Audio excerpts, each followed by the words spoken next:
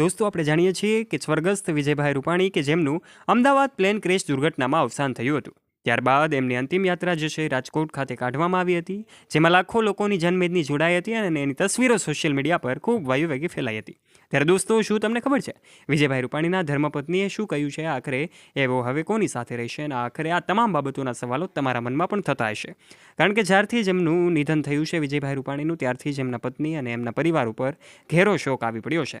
ત્યારે આવા સમયમાં જ્યારે લોકો એમની સાથે હોય છે, ત્યારે અલગ અલગ લોકો અલગ અલગ માધ્યમથી એમના પરિવારને સાંત્વના પાઠવી રહ્યા છે, તો કેટલાક લોકો સ્વર્ગસ્થ વિજયભાઈ રૂપાણીને શ્રદ્ધાંજલિ પાઠવી રહ્યા છે. ત્યારે દોસ્તો, આ સમગ્ર ઘટના વિશે આજના વિડીયોમાં અમે તમને જણાવીશું. સાથે એ પણ જણાવીશું કે આખરે આ બધી વાતોમાં કેટલું સત્ય છે. માટે વિડીયોમાં આગળ વધીએ તે પહેલાં કોમેન્ટ બોક્સના માધ્યમથી સ્વર્ગસ્થ વિજયભાઈ રૂપાણીને આપ શ્રદ્ધાંજલિ પાઠવવાનું ચૂકતા નહીં. અને 300થી વધારે જે નિર્દોષ લોકો માર્યા ગયા છે એમને પણ શ્રદ્ધાંજલિ અવશ્ય પાઠવજો. વિડીયોમાં આગળ વધીએ તે પહેલાં ચેનલ ઉપર પહેલીવાર આવ્યા હોય તો નીચે રહેલું બેલ આઇકન દબાવીને અમારી યુટ્યુબ ચેનલને અવશ્ય સબસ્ક્રાઇબ કરી લેવાની જવાબદારી તમારી છે.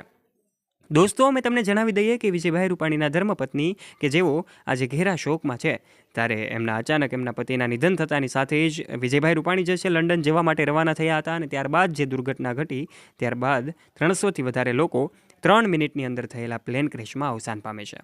ત્યારે દીકરો જેમનું નામ ઋષભ રૂપાણી છે, તે અમેરિકામાં રહીને અભ્યાસ કરતો હતો, તે પણ તત્કાલ ભારત આવવા માટે રવાના થાય છે.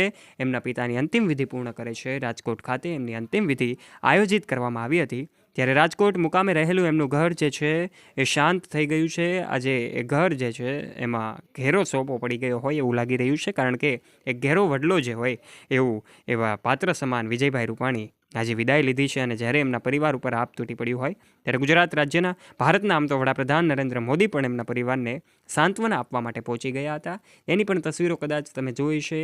સાથે સાથે વિજયભાઈ રૂપાણીના બેસણામાં પણ નાના મોટા અનેક લોકો ઉપસ્થિત રહ્યા હતા.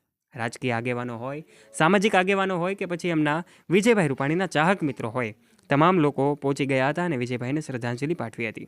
ત્યારે એવા પણ સમાચાર હતા કે એમનો જે કિંમતી નંબર છે એટલે કે 1206 એ જ એમનો કિંમતી નંબર દરેક ગાડીઓનો હતો.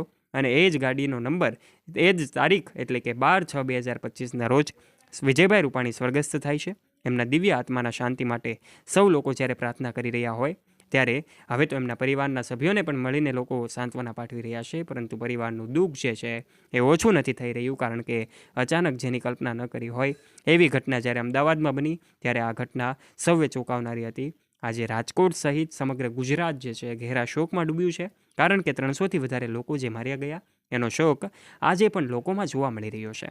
ત્યારે આ સમગ્ર ઘટના જ્યારે આપણી સામે આવી ત્યારે સૌ લોકો ચોંકી ગયા હતા, કારણ કે 300થી વધારે લોકો જે નિર્દોષ લોકો હતા પ્લેનમાં નવા સપનાઓ સાથે જતા હતા અને અચાનક ક્રેશ થતાની સાથે જ તેઓ મોતને ભેટી પડ્યા. વિજયભાઈ રૂપાણીના દીકરા દીકરીઓ હાલમાં વિદેશમાં રહીને અભ્યાસ કરી રહ્યા હતા. એને પણ જાણ થતાની સાથે જ તેઓ તત્કાલ ભારત પહોંચી ગયા હતા અને એમના પિતાની અંતિમ વિધિ પૂર્ણ કરી હતી. ત્યારે આ સમગ્ર ઘટના વિશે આપના વિચારો કમેન્ટ બોક્સના માધ્યમથી આપ અવશ્ય શેર કરજો. આપ વિજય રૂપાણી અને 300થી વધારે લોકોને જે એમના આ પ્લેન ક્રેશ દુર્ઘટનામાં અવસાન પામ્યા છે એના દિવ્ય આત્માના શાંતિ માટે આપ અવશ્ય પ્રાર્થના કરજો. અને કમેન્ટ બોક્સમાં ઓમ શાંતિ લખવાનું ચૂકતા નહીં, કારણ કે આ સૌ નિર્દોષ લોકો, આ સામાન્ય ઘટના નહોતી, અસામાન્ય ઘટના હતી કે જેની કોઈ કલ્પના પણ નહોતી કરી. ત્યારે વિડીયોને પૂર્ણ કરીએ તે પહેલાં વિડીયોને કરી દેજો એક લાઇક. તમારા દરેક ગ્રુપમાં ફ્રેન્ડ્સ સાથે આ વિડીયોને શેર કરવાનું ના ભૂલતા. તથા દોસ્તો, જો તમે અમારી યુટ્યુબ ચેનલ ઉપર પહેલીવાર આવ્યા હોય અને અમારી ચેનલને સબસ્ક્રાઇબ ન કરી હોય તો નીચે રહેલું બેલ આઇકન દબાવીને અમારી યુટ્યુબ ચેનલને અવશ્ય સબસ્ક્રાઇબ કરી લેવાની જવાબદારી તમારી છે. ધન્યવાદ.